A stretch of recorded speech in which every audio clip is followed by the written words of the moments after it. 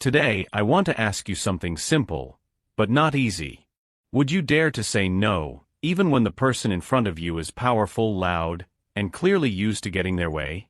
Because sometimes, it's not the loudest voice in the room that matters. It's the quiet one that chooses dignity over convenience. The whisper that says, "I won't let you treat me like that, even if it costs something." Today's story is about a waitress. A woman who didn't raise her voice. She just refused to lower her worth. And what she didn't know was that someone important, was sitting just 2 tables away, watching everything. If you believe that dignity isn't something you clock in and out of, and that a brave no can sometimes unlock a life you never saw coming, then go ahead and hit that like button. Because we share stories you won't find on the news. Stories that remind us, someone is always watching, and sometimes, they're watching for all the right reasons. It was just another Monday lunch shift. The kind of day where the restaurant buzzed with the sound of clinking glasses, business chatter, and orders flying in from every direction. Nestled in the heart of downtown Austin, Texas, the bistro I worked at drew a steady stream of lawyers, executives, and polished professionals who liked their steak medium rare and their service even smoother. I'm Rachel Monroe, 30 years old. Been a waitress here for 6 years. Long enough to know which regular likes extra lemon in their iced tea, and which one tips better when you compliment their tie. I've served tables through holidays, heartbreaks, promotions, and divorces. And through it all, I've learned how to smile, even when it wasn't easy. That Monday, I was halfway through my shift, weaving through crowded aisles with practiced grace. My hair pulled back, apron crisp, I balanced a tray of salads and made a mental note to refill table 7's water. That's when he walked in. Derek Voss. Late 50s. Shop suit. Too much cologne. The kind of man who didn't say please, he barked. He was newish, had been coming in for a few weeks. Always alone, always in a hurry, always looking past people rather than at them. I greeted him as I did everyone. "Good afternoon, sir. Table for 1. He didn't answer. Just walked past me like I was invisible and slid into the nearest open booth. I followed, keeping my tone even. "Would you like to start with a drink?" He raised one hand and slapped it flat against the table. The sound cut through the noise around us like a clap of thunder. Heads turned. "Do you know who I am?" he said, voice loud enough for half the restaurant to hear. I didn't blink. "No, sir," I replied, careful not to let the sting reach my voice. He smirked. "Didn't think so. Bring me coffee. I'll decide later if I want anything else." There it was. That familiar tone. The condescension. The entitlement. The way he said it, as if I wasn't a person standing in front of him, but some invisible hand on a switch he could flip. And for a split second, I hesitated. Not because I didn't know what to say, but because I knew exactly what it might cost to say it. I glanced around. The lunch crowd hadn't gone silent, but there was a tension, a subtle shift, like people were half listening, waiting to see what I'd do. Then I felt it, the heat of humiliation pressing in. That old urge to just smile and nod, take the order, and move on. But something inside me pushed back. I straightened my shoulders and looked him in the eye. "I'm sorry, sir," I said quietly, but firmly. "But if you can't treat me like a human being, I can't serve you like a customer." I set the menu down on the table. My hand didn't shake. And then, I turned and walked away. Not fast. Not with drama. Just steady. I didn't glance back.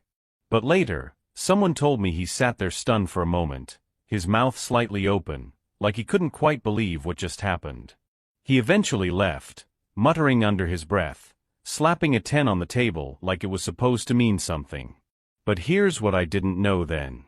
2 tables away, a man in his 40s had watched the entire thing. Casually dressed. No tie. Just a quiet presence behind a pair of reading glasses and a bowl of soup. He didn't say a word. But he saw everything. And in that moment, though I didn't know it yet, my life had just shifted. Not because I made a scene, but because I didn't. As I walked away from Derek's table, something strange happened. The room didn't erupt. There was no gasp, no applause, no one leaping to my defense or calling for security. Instead, the entire restaurant fell into a hush so complete, you could have heard a spoon tap a saucer. It was like the air itself paused. Conversations slowed. Forks froze midway to mouths. For just a few seconds, the usual rhythm of lunch service held its breath. I kept moving, my footsteps steady across the polished floor, until I reached the service station. My hands found the edge of the counter, fingers curling tightly around the cool metal rim. I didn't tremble. Not yet. That's when I felt someone approaching behind me. "Rachel," came a voice, soft, but heavy with concern. It was Mark, the floor manager. Kind man. Mid-40s. Always the one to cover shifts when someone was sick or slip a meal into a to-go bag for a dishwasher who forgot lunch. He looked at me, eyes darting between me and Derek, who still sat at the booth, clearly fuming. "I think maybe you should just take a break," Mark offered gently. "I'll go smooth it over." He started to turn, reaching into his pocket for the complimentary drink card we kept on hand for difficult customers. I stopped him with just a few words. "I'd rather lose this job than lose myself." It didn't come out loud. I didn't shout. But the weight of that sentence landed hard, right in the middle of that quiet space between us. Mark blinked. I could see it in his face, the conflict, the calculation. He knew how fast complaints could spiral into bad reviews, how a single Yelp post could bring the owner down on all of us. But in that moment, he also knew what I meant. Because sometimes, it's not about the job. It's about the line.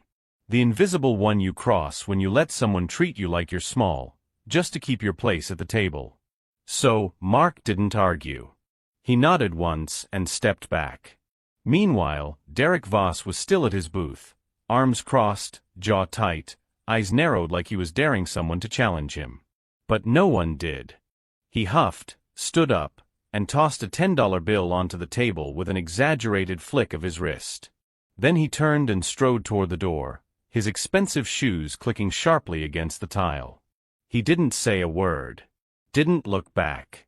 Just pushed the door open and disappeared into the glare of Texas afternoon sun. A soft murmur returned to the restaurant. Conversation resumed, almost cautiously at first, like people weren't quite sure it was over. I took a breath.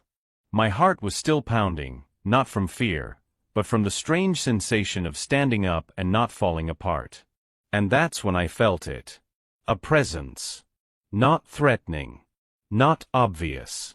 Just calm. I turned slightly and saw a man, seated 2 tables over from where Derek had been. Late 40s. Crisp white shirt, sleeves rolled. Wire-rimmed glasses resting low on his nose. He looked like someone who read more than he spoke. He hadn't moved the whole time. Hadn't interjected. He hadn't even glanced at Derek during the exchange. But now he was watching me. Not in a judgmental way. Not with pity. Just a quiet, steady look, the kind that holds space without taking it. Then, something unexpected happened. He smiled. Just barely.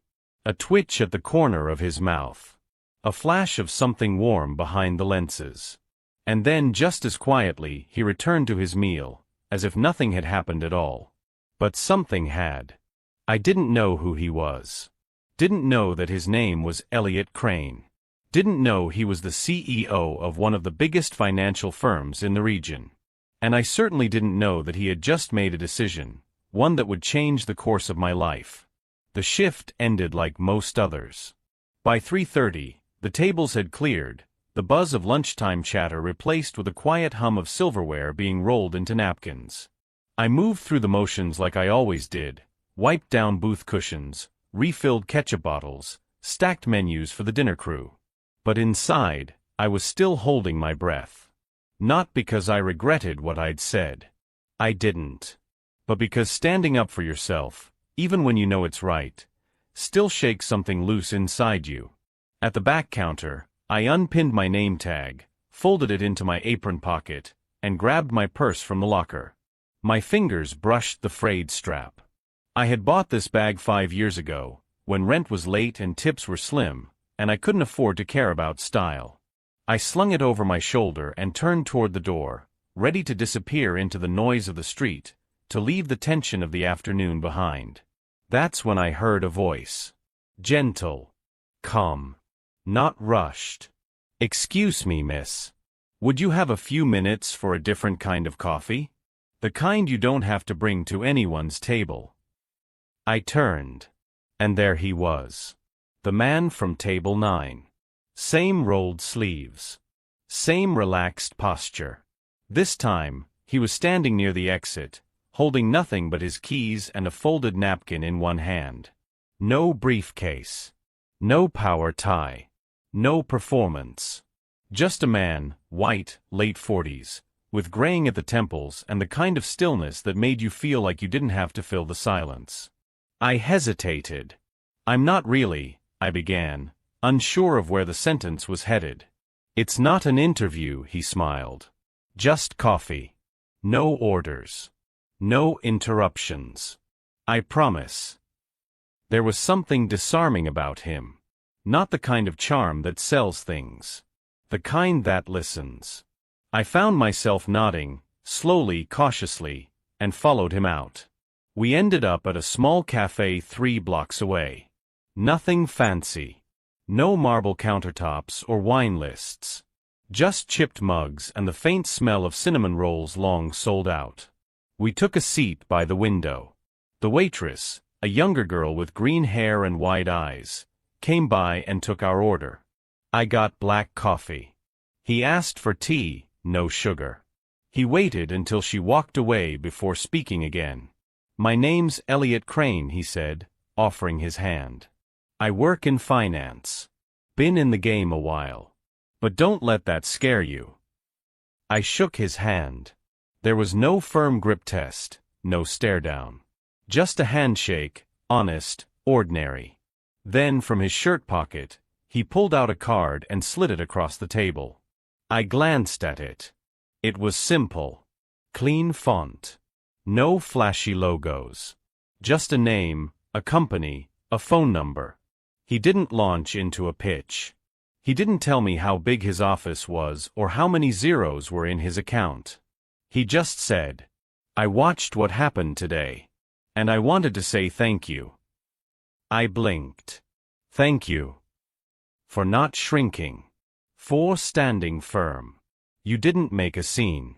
You made a choice. And that choice, it told me something." I sipped my coffee, unsure of what to say. My stomach still felt like it was bracing for bad news, even though nothing about this moment felt threatening. He continued, "I'm building a new team. Human resources. Culture development, to be exact. Not just forms and policies, but actual people work. We don't need someone with 5 degrees or corporate lingo.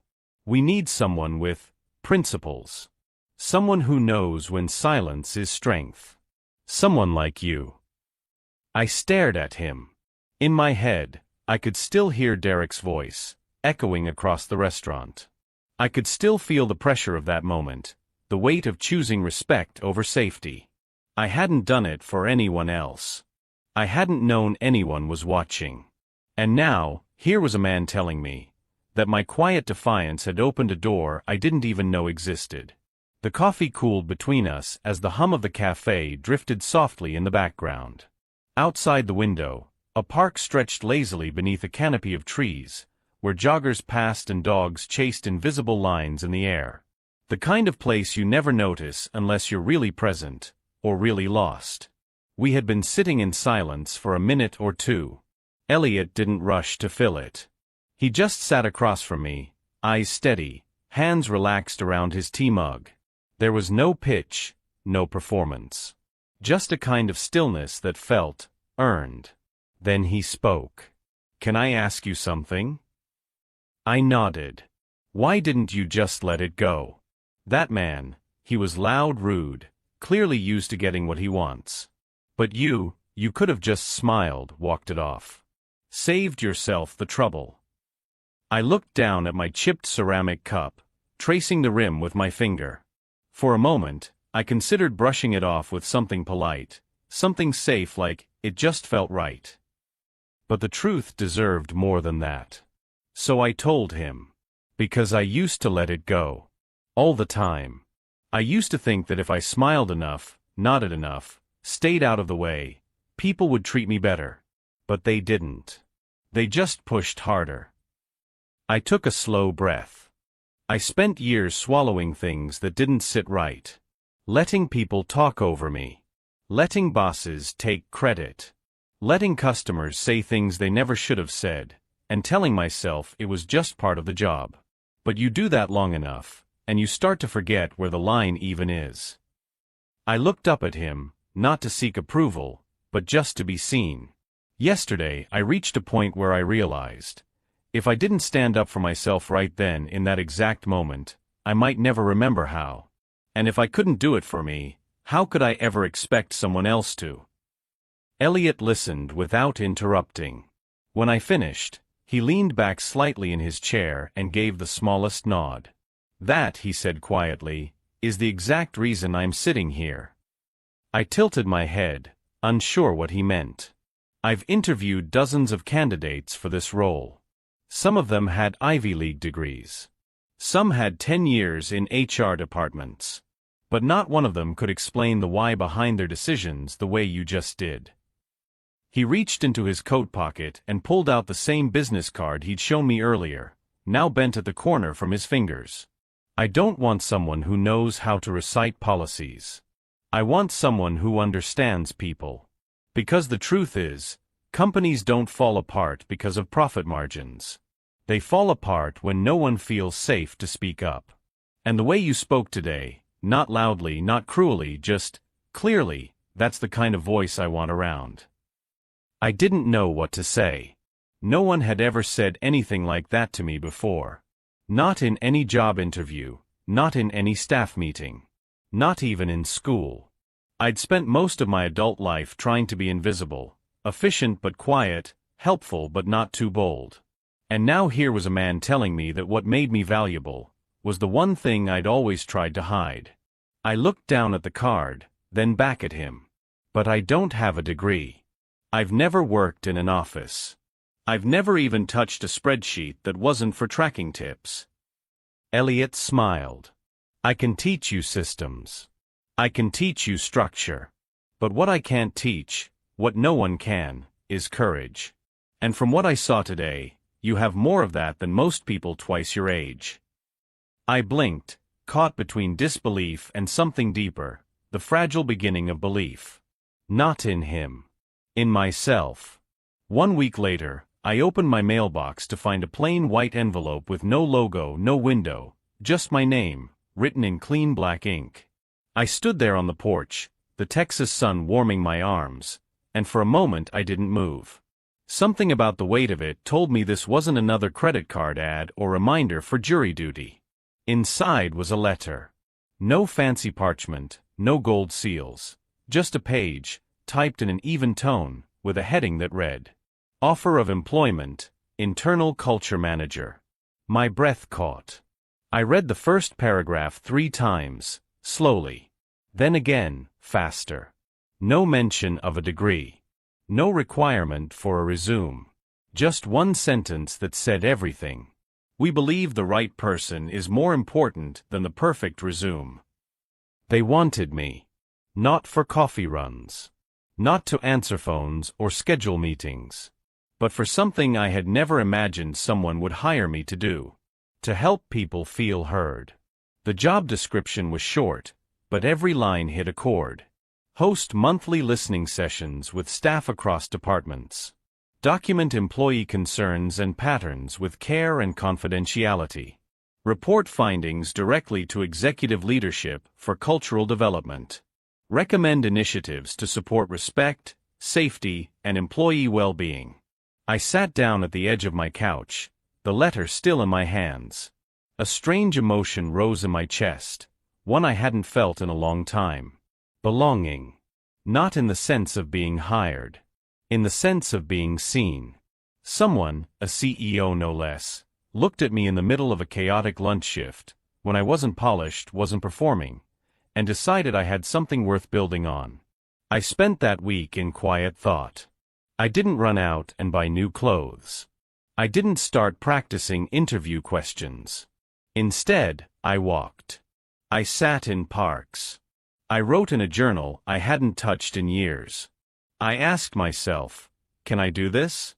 But deeper than that, I asked, am I ready to stop hiding? On my first day, I showed up to the office wearing a simple navy blouse and flats I'd had since my sister's wedding.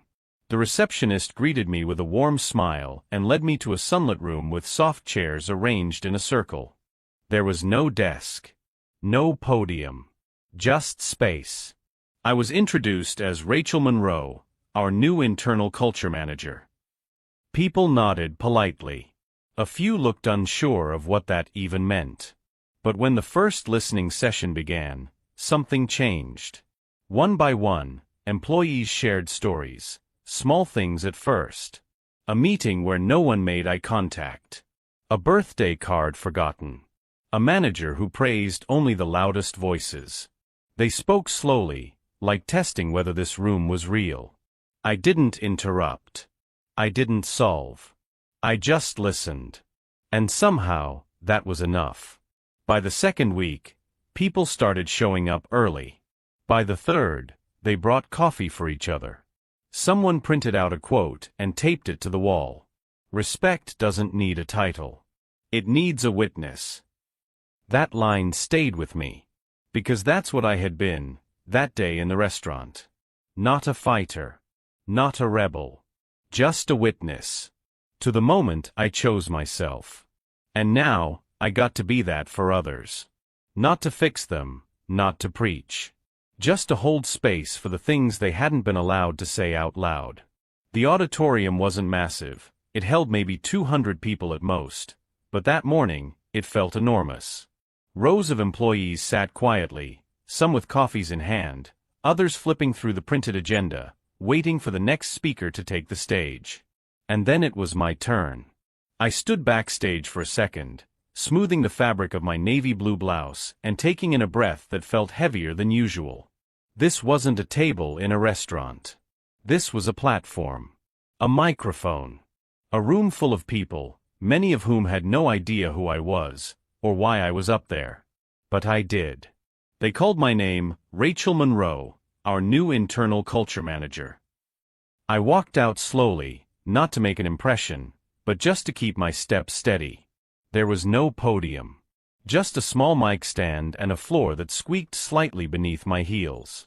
I looked at the sea of unfamiliar faces, most of them white-collar professionals in their 40s and 50s, a few younger interns scattered in the front rows. Some looked curious. Others skeptical. I didn't blame them. After all, who was I to talk about culture? I cleared my throat, smiled softly, and began. A few weeks ago, I was working a lunch shift at a restaurant just a few blocks from here. I'd been there 6 years, knew the menu by heart, the regulars by name. And one day, a man came in, sat down, and decided I wasn't worth basic decency. A quiet ripple moved through the crowd. I continued. He didn't yell. He didn't curse. He just asked loudly if I knew who he was. And then demanded I bring his coffee before he'd decide whether I deserved his business. I let the moment breathe. Let the quiet settle. I looked at him, and I said, if you can't treat me like a human being, I can't serve you like a customer. Then I set the menu down, and walked away. A few heads nodded. A few shifted in their seats. That moment. I thought I might lose my job. But what I didn't know was that someone else, someone 2 tables away, had seen everything. And he saw something I didn't even know was showing. I paused. And then I smiled, not for them but for me. He offered me a new role. Not because I had a degree. Not because I had the right bullet points on my resume. But because I remembered who I was, in a moment where it would have been easier to forget. Now I looked out at the crowd, not as strangers, but as people like me. People who had probably swallowed more silence than they should have. People who had kept their heads down to keep the peace. And so today I stand here not to talk at you but to talk with you. As someone who knows that culture doesn't start with a mission statement or a poster in the break room. It starts when someone in the room refuses to let disrespect be normal. I stepped slightly closer to the front. That day, I didn't serve coffee. But today, I'm here to serve something far more important. I let the pause stretch just long enough. Respect. For a heartbeat, no one moved. And then slowly, people began to rise. It wasn't the kind of standing ovation you see in movies, dramatic and sweeping. It was quiet. Intentional. One by one, like they were standing not for me, but for what I had said. For what they, maybe, had needed to hear. I felt the sting of tears behind my eyes, but I held them back. Not because I wasn't moved, but because this wasn't about me. At the back of the room, I saw a familiar figure, arms crossed, suit jacket folded neatly over one forearm, expression soft. Elliot Crane. He didn't clap the hardest. He didn't even stand. But he smiled, that same small smile I'd seen in the restaurant. Only this time, it wasn't the smile of a stranger who noticed something quietly brave. It was the smile of a man who knew, without a doubt, that he had chosen the right person. If you believe that sometimes, saying no at the right moment, can lead to the biggest yes of your life, then go ahead and leave a like. And don't forget to subscribe, because every story we tell is a small light for someone who needs a little hope today.